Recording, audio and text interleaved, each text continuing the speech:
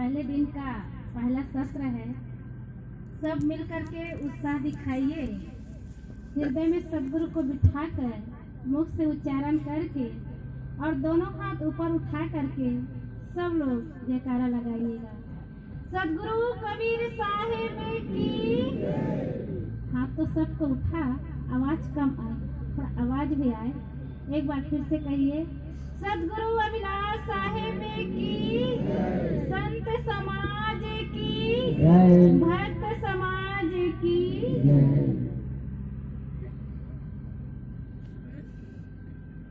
हे सदगुरु संत रमना सत कंज सत धाम, सत सुमिरन प्रारंभ करूं गुरु करके तुझे प्रणाम।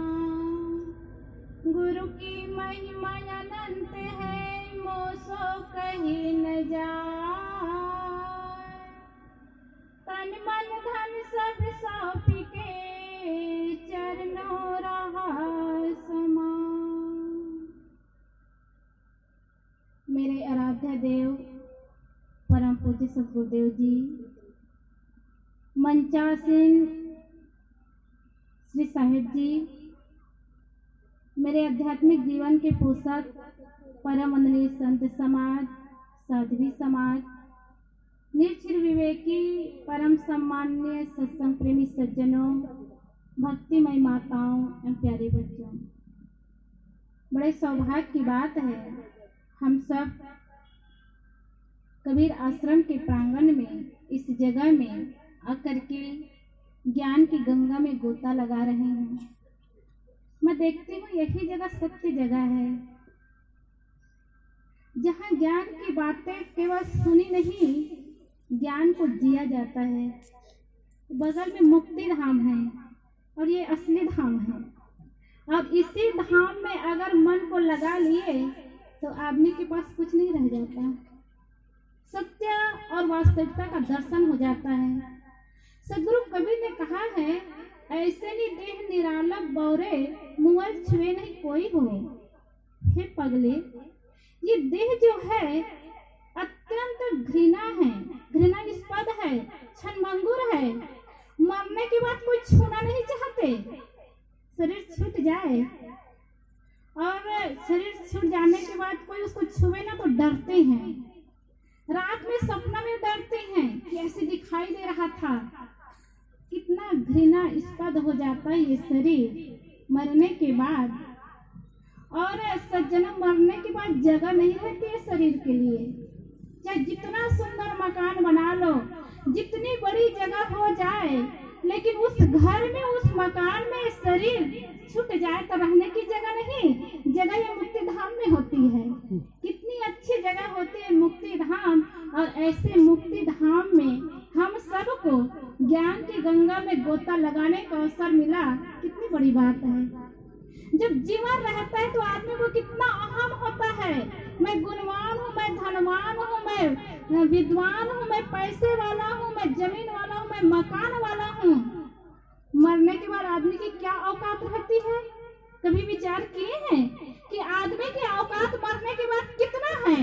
जीते जी अपना औकात दिखाते हैं, कहते मेरा इतना औकात है, मैं धन वाला हूँ, मैं पद वाला हूँ, मैं रूप वाला हूँ, मैं गुण वाला हूँ। सज्जनों, आदमी की औकात कितनी होती है?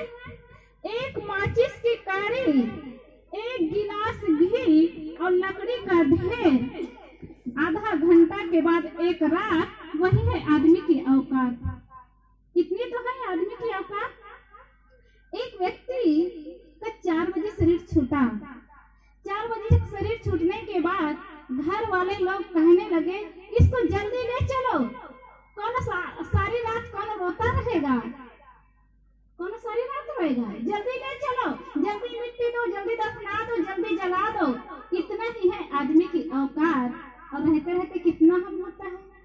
सज्जनों, आदमी के शरीर छूटने के बाद कुछ जबरदस्त रोते हैं। कौन? पत्नी, पति, बच्चे, माता पिता जबरदस्त रोते हैं। तो कोई जबरदस्ती रोते हैं। चाहते नहीं है रोना, लेकिन जबरदस्ती हमको रोना। और इतना ही है आदमी की औकात। लेकिन रहते रहते कितना हम आता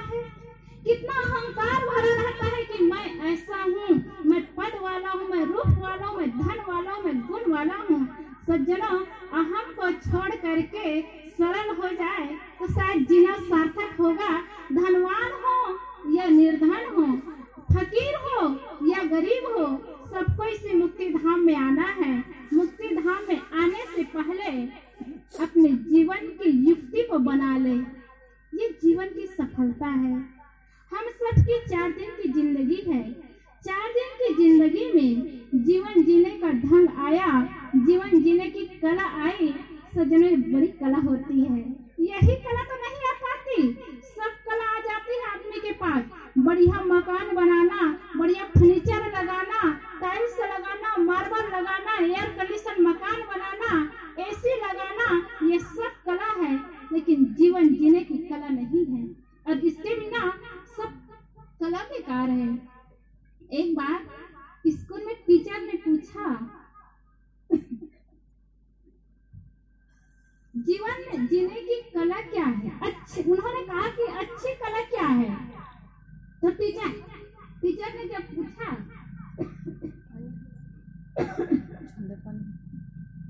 अच्छी कला क्या है, तो एक लड़का पीछे बैठा हुआ था। उन्होंने कहा, किसी ने कहा मकान बनाना अच्छी कला है, किसी ने कहा बढ़िया दुकान खोलना अच्छी कला है, किसी ने कहा अच्छा पढ़ना अच्छी कला है, किसी ने कहा संगीत सीखना अच्छी कला है। बहुत सारी कला बताए। एक लड़का पीछे बैठा हुआ था। उन्होंने कहा, सर, जो पीछे लड़की बैठी है ससी कला, वो अच्छी कला है। कला ही तो चाहिए, लेकिन ससी कला नहीं, जीवन जीने की कला चाहिए। ये ससी कला में ही तो आदमी की कला अटक जाती है। हम अच्छी कला नहीं सीख पाते एक ससी कला में। मतलब एक अच्छा रूप, अच्छा फैशन और एक विलासिता में सज्जनों जीवन जीने की कला छूट जाती है। जीवन जीने का ढंग नहीं सीख पाते। सदगुरु कबीर कहते हैं, सुंदर शरीर केवल आत्मा के रहते तक है। आत्मा के निकल जाने के बाद न कला का महत्व है, न शरीर का महत्व है सज्जनों। और शरीर छूटने से पहले आदमी की औकात क्या है? बहुत धनवान, लेकिन उसी का खुद का बेटा मिट्टी दे करके आता है, जला करके आता है और कार्ड छपवाता है और कार्ड में लिखता है, मेरे पिताजी निधन हो गए। कितना धनवान व्यक्ति, और उन्हीं का खुद का औलाद कहता है, मेरे पिताजी निधन हो गए। धनवान एक क्षण में निधन हो जाता है। यही है आदमी की औकात, लेकिन रहता है अहंकार और जीता है अहम ले करके। सज्जनों, जाता है तो कुछ लेकर के नहीं। थोड़े समय का जीवन, थोड़े समय की जिंदगी, उस जिंदगी की वास्तविकता को समझे और वास्तविकता को समझ करके सुंदर सुखमय जीवन बनाए। जीवन कहाँ बनेगा? अभी आते आते बालोद में 7 बजे बस बैठने की बात थी। एक व्यक्ति मिला और वो व्यक्ति पूछने लगा कि आत्मा जो है परमात्मा का अंश है, जीव अविनाशी लेकिन परमात्मा का अंश। मैंने कहा, एक तरफ अविनाशी आत्मा को भी कहते हैं और दूसरी तरफ परमात्मा का अंश भी कहते हैं। आत्मा जब अंश होगा तो अविनाशी कैसे होगा? क्योंकि अविनाशी किसी का अंश नहीं, अंश अंशी नहीं है, और अंश अंशी है, वो अविनाशी नहीं है। क्योंकि अंश टुकड़ों में बंटना होता है और अविनाशी जो नाश नहीं होता वो टुकड़ों में बढ़ता नहीं है। यही बात हो रही थी। बात होते होते उन्होंने कहा कि युग की बात है, क्या युग सही नहीं है? मैं कही सही है। कहा तो द्वापर त्रेता कलयुग सत्य की क्या बात सही नहीं है? मैं कही सही है। तो कहे तो फिर उसको तो स्वीकार करना पड़ेगा। मैं कही, जिस युग की आप बात कर रहे ना, कहा ऊपर में स्वर्ग है, नीचे में नरक है। मैं कहीं स्वर्ग नरक ना ऊपर है ना नीचे है, इसी धरती में है। और कलयुग द्वापर त्रेता सतयुग सब इसी युग में है। कहा ये कैसे हो सकता है? मैं कही, आप है ना जी, ये आपका युग है। आने वाला समय आपके बेटा का युग होगा, बेटा का समय होगा, अभी आपका समय है। आपके पहले आपके पिता का समय था, उसके पहले आपके दादा का समय था ना। समय तो वही है, लेकिन जो आदमी जिस समय आते गए उसी समय का उसका युग बनता गया, उसी समय बनता गया।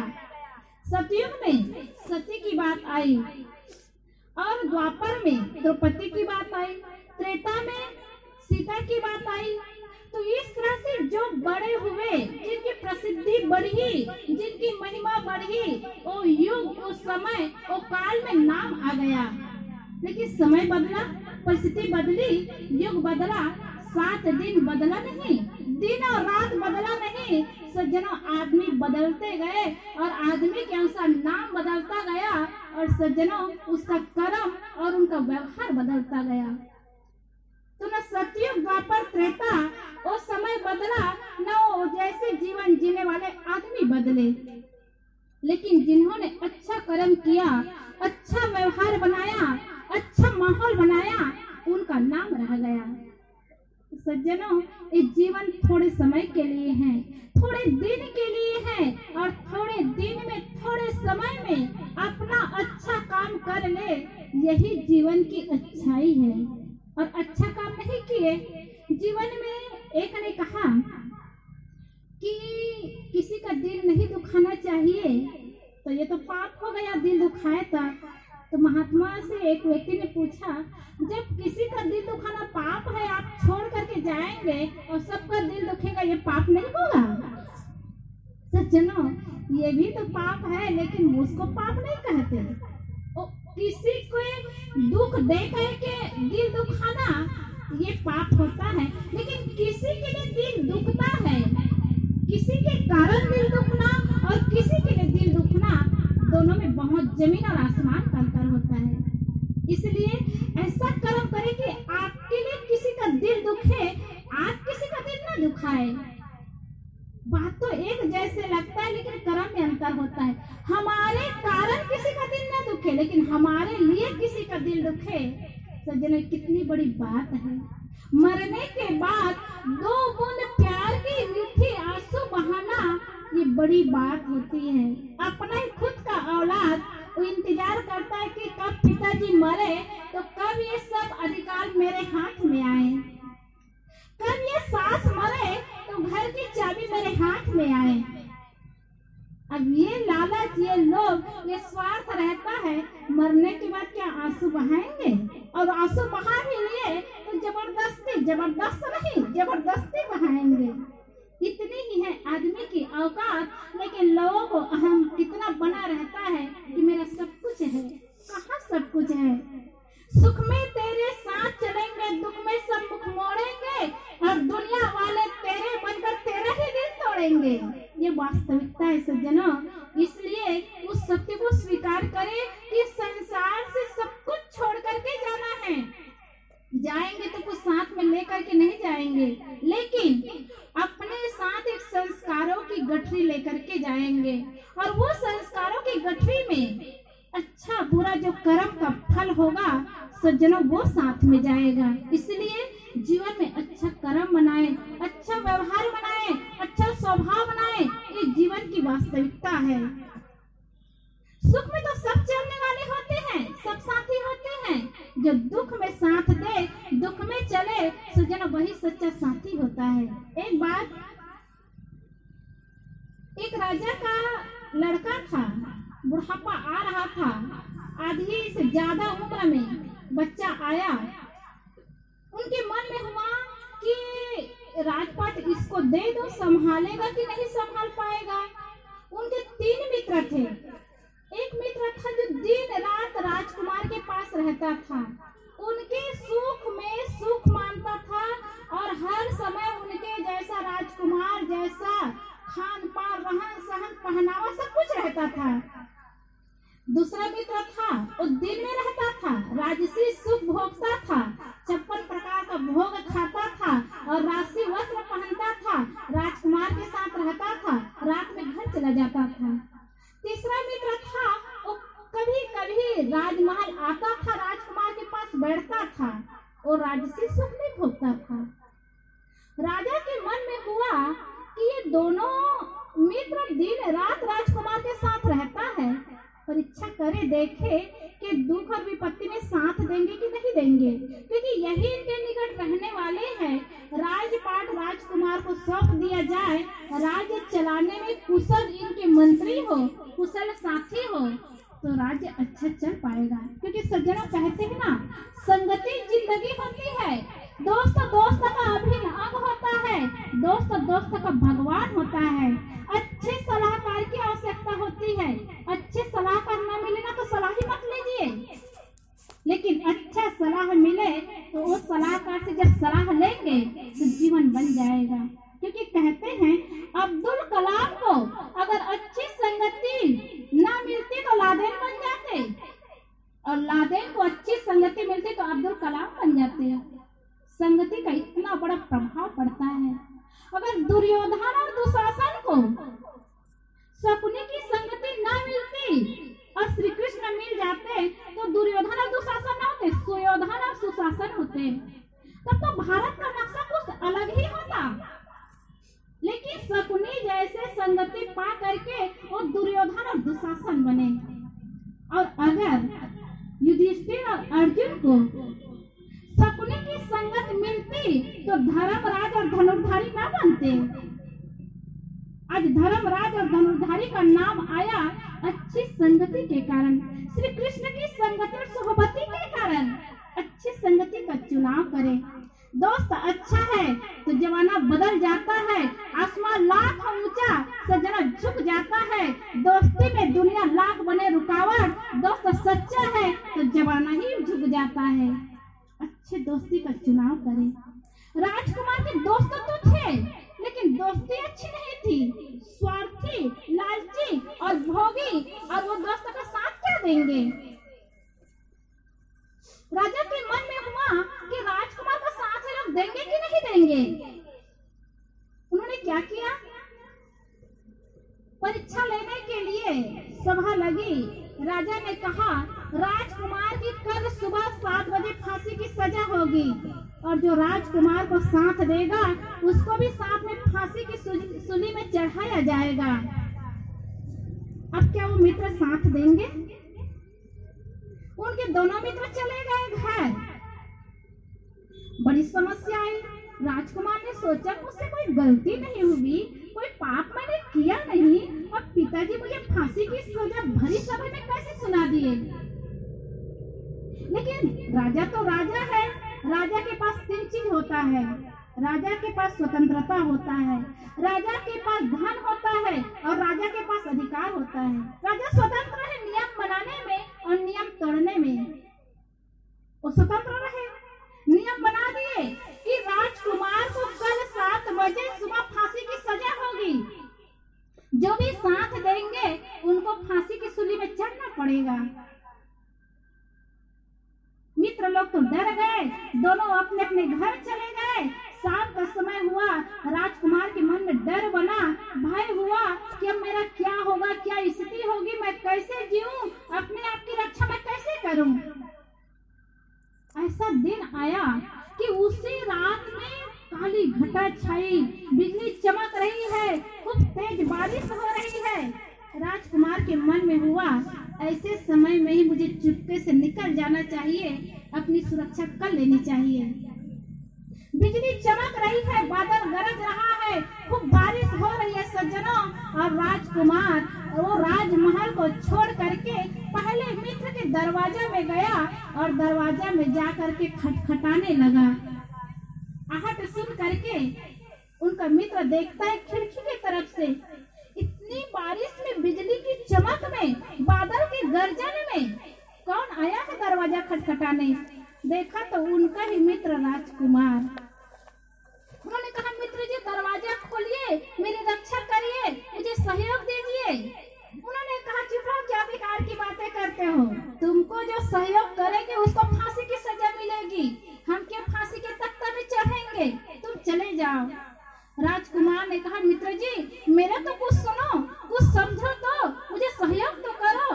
मैं तुम्हारे सहयोग की अपेक्षा लेकर के बादल की गर्जन में, बिजली की चमक में और इतनी बारिश में तुम्हारे दरवाजे में आया हूँ। उसका मित्र कहता है अगर तुम निकलोगे नहीं ना तो वही मित्र था जो राजभवन में राजसी भोग के साथ, राजसी वस्त्र के साथ कितना मजा ले रहे थे। और जब दुख का समय आया, विपत्ति का समय आया सज्जनों, तो पत्थर मारने को तैयार। आखिर वो जाए कहाँ, छुपे कहाँ? उनको विश्वास है मित्र साथ देगा। जब गया नहीं तो वहीं से एक पत्थर उठाया और खिड़की से जोर से एक पत्थर राजकुमार को मारा। उसके सिर में पड़ा सज्जनों, और सिर से खून आने लगा, खून बहने लगा। भरी बारिश में वो राजकुमार उस घर को छोड़ करके दूसरे मित्र के दरवाजा में गया। जब दरवाजा खटखटाया, आहट सुना, आहट सुन करके दूसरा मित्र देखता है खिड़की की तरफ से। उन्होंने कहा, मित्र जी मेरी रक्षा करो, मेरी सहायता करो, मुझे फांसी की सजा से बचा लो। दूसरा मित्र कहता है, मित्र जी जो तुम्हारी सेवा करेंगे, सहयोग करेंगे, उनको फांसी की सजा होगी, हम कैसे बचा सकते हैं? कहा कुछ तो करो। दूसरा मित्र कहता है, अगर तुम मानो तो मैं तुम्हें घोड़ा दे सकता हूँ, घोड़ा से तुम इस क्षेत्र को, इस इलाका को छोड़ करके बाहर चले जाओ, बच जाओगे, फांसी की सजा से मुक्त हो जाओगे। मैं घोड़ा दे सकता हूँ, लेकिन मैं अंदर आने नहीं दे सकता, मैं सहयोग नहीं कर सकता। सज्जनों, दूसरा मित्र था जो 56 प्रकार का भोजन बड़े मजा के साथ खाता था, राजसी वस्त्र पहनता था, और विपत्ति के समय घोड़ा का सहयोग किया, लेकिन छाया के लिए कमरा नहीं दिया और दरवाजा नहीं खोला। घोड़ा ले करके वो तीसरा मित्र के पास गया। ऐसे ही बारिश में, ऐसी बरसात में, बिजली की चमक में, बादल के गर्जन में वो तीसरा मित्र के घर जाकर के दरवाजा खटखटाया। सज्जनों, दरवाजा की खटखटाहट की आवाज सुनकर तीसरा मित्र खोला दरवाजा, अंदर बिठाया। कहा, मित्र जी क्या बात हुई, क्या समस्या आ गई जो ऐसी परिस्थिति में, ऐसे समय में, रात के समय आना हुआ? मित्र ने बताया कि मेरे पिताजी राजा ने मेरे लिए फांसी की सजा सुनाएंगे कि 7 बजे मुझे फांसी की सजा होगी। उन्होंने कहा, तुम सही सही बताओ, तुमने कोई पाप तो नहीं किया, तुमसे तो कोई गलती नहीं हुई? उन्होंने कहा, मैं कसम खा के कहता हूँ कि मुझसे कोई गलती नहीं, कोई भूल नहीं, कोई पाप नहीं, लेकिन पिताजी बिना कहे, बिना पूछे नियम मेरे लिए क्यों बनाए, मुझे समझ नहीं आया। और ये भी कहा है कि जो मुझे साथ देंगे उसको भी फांसी की सजा होगी।